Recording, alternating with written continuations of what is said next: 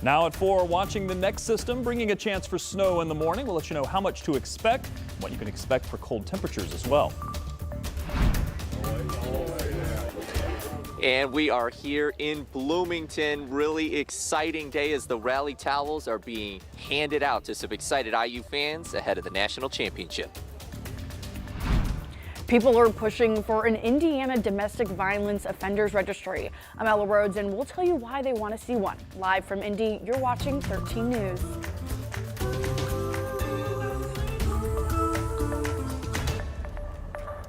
Well, friends, we are preparing for a storm system tonight that could make for a messy morning on the roads. That's the reason we're under a weather impact alert.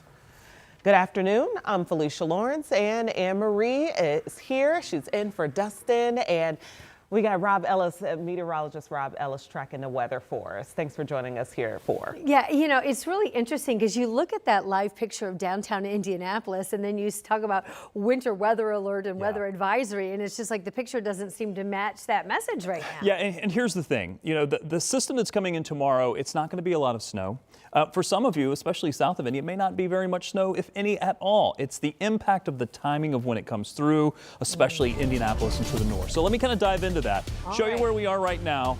We do have a little bit of light snow that's been falling out there. It's been more of a flurry than anything else, but this is not our biggest concern. I do just want to make you aware that there is some snow showing up on radar. Temperatures are still chilly. They're on the chilly side for sure. We're sitting at 26 right now. We've seen some of those flurries come through, but there's at least some blue sky out there. Now, the system that we're going to be watching will move in from the north and west, and the timing will bring it in sometime overnight tonight, probably right at the morning commute. And that's the biggest concern, that the timing will be a concern. Look, when those big events happen, when we're expecting 4, 6, 12 inches of snow, we see those coming a mile away. When you have these small events where you could see a ½ an inch to an inch of snow, and it happens during the morning commute, that's where the concerns could be. 20s right now. We will drop a little bit during the overnight. For the rest of the evening, temperatures will come back down into the 20s. You'll notice the clouds getting a little bit thicker, and then at some point during the overnight, snow will arrive. So how much snow are we talking about here? Well,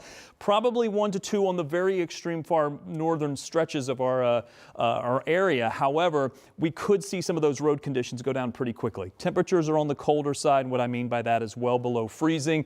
Could see some minor school delays here. We'll watch for that. Be prepared for some slower travel, especially in the morning.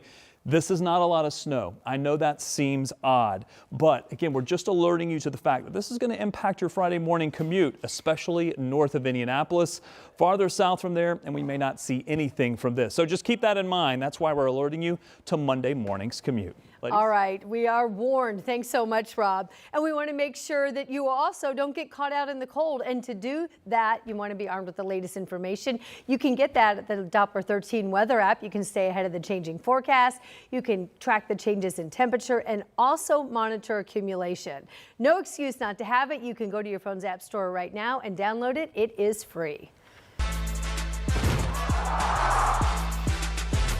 Okay, friends, we're just days away from the game of a lifetime. Here's a countdown, because you know we love a countdown. 4 days away is when IU will face off against Miami in Miami for the national championship. And right now in Bloomington, we're seeing some activity. Yes, IU fans are lining up, trying to get their hands on a piece of history. Yet we're talking thousands of rally towels for the national championship game. Brandon Schaff spent the day on campus today at IU, not only talking with the fans in line, but also kind of getting a sense of the anticipation there. Brandon, we are curious. These are little towels, but there seems to be big demand. How early did people start lining up today?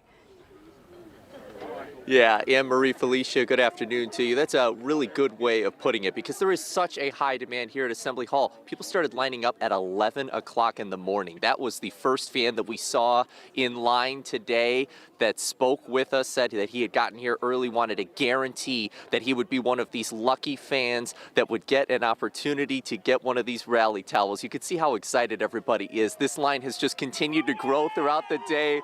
Look at the anticipation.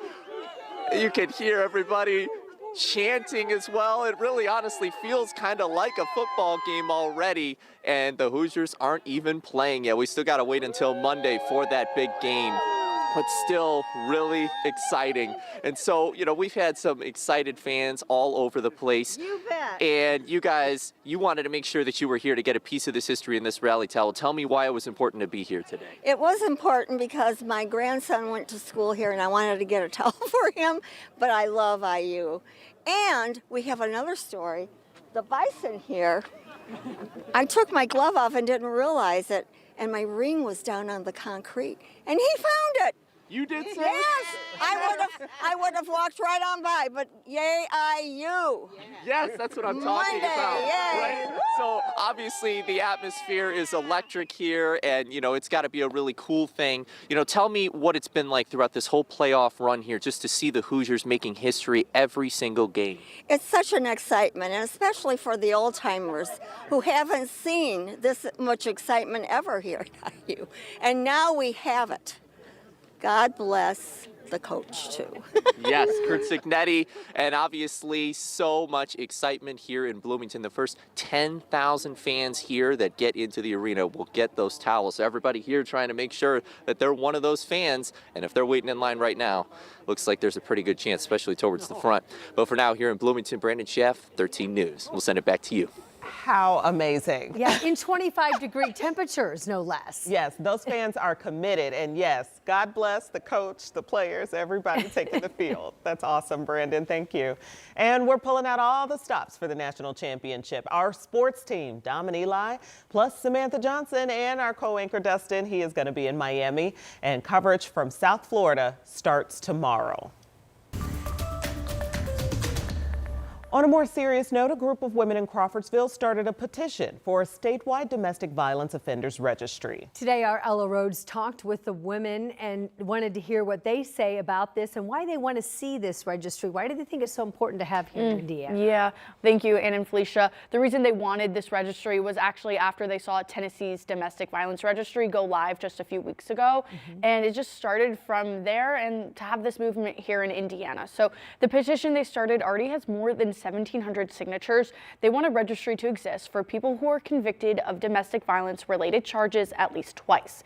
The Indiana Coalition Against Domestic Violence says 1 in 3 women experience domestic violence in Indiana over their lifetime. ICADV says Indiana ranks in the top states for reports of domestic violence. Something important to know also, domestic violence is very underreported according to ICADV. The women who started the petition shared with me that they want to see the registry as a preventative safety measure. Greta Ashley is one of the 3 women who started the petition. When you become a victim of domestic violence, it's almost like you have to prove the dangers of this person instead of them trying to prove that they are safe. Ashley actually met Kara Price, the woman sitting next to her in that brown sweater, as one of the other women who started the petition with her after they both suffered abuse from the same person. So I also spoke with the Indiana Coalition Against Domestic Violence. Their director told me they actually don't support this kind of registry. They say it causes more concerns for safety risks for victims. Oh. Yeah, it does. I can see a lot of questions coming into play. Just how you get on the list and how it's reported and things like that. Yeah. I understand the women certainly have some good intentions. Yes. So ahead at 5:30, you'll actually hear from the director of the coalition on why they don't support that registry. She has just some data and evidence behind it. So we'll dig into that later. Okay. Thank you. Ella, thank you. A developing story now. One woman is dead and a man is under arrest after a shooting on the south side. It happened around 9 o'clock last night at a home on Shelby Street near Thompson Avenue. Police say the woman died at the scene. Officers first found a man who thought he had been shot, but in the end it turns out a bullet struck his clothing. There was another man in the house not injured. We're told it all started as an argument among family members, and police right now are asking anyone who has more information about this case to please call them, or also you can call Crime Stoppers. Vop Osili says he wants the office at the top of the city-county building. Osili has announced he's running for mayor in 2027. He has served on the city-county council since 2012 and held the role of president for 8 years. He gave up that position at the end of last year, which opened the door to this run for mayor. Ossoly is 62 years old. What's not clear is if Mayor Joe Hogsett will seek re-election.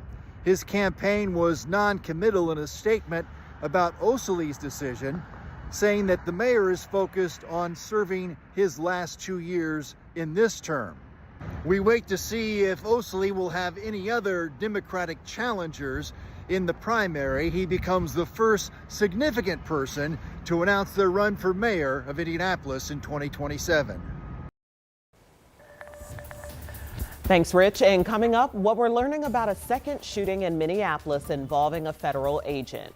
Plus, busting up a sprawling betting scheme that's linked to the NCAA. The accusations swirling around more than a dozen college basketball players tonight. Rob? And we're watching the chance for snow showers. It's not the amounts tomorrow that's the concern, it's the timing and the temperatures. We'll talk about that coming up.